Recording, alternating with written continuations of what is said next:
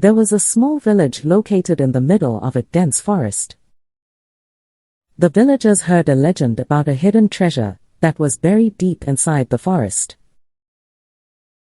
They had searched everywhere, but no one could find it. One day, a young boy named Jack decided to search for the treasure himself. He set out on his journey early in the morning, carrying only a map and a shovel. He walked deep into the forest, following the directions on the map. After hiking for hours, Jack found himself standing in front of a giant tree. According to the map, the treasure was supposed to be hidden underneath it. He started digging with his shovel until he finally hit something solid.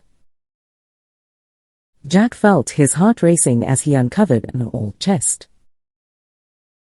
He opened the chest with shaking hands, and his eyes widened in amazement. It was filled with gold coins, diamonds, and gems of all colors and types. Jack was filled with joy, knowing that he had found the treasure that so many had searched for. With a smile on his face, Jack gathered the treasure and returned to the village. He shared the treasure with the villagers, who thanked him and celebrated his bravery and determination. From that day on, Jack was known as a legendary hero who had found the hidden treasure, and his treasure hunt would be remembered for generations to come.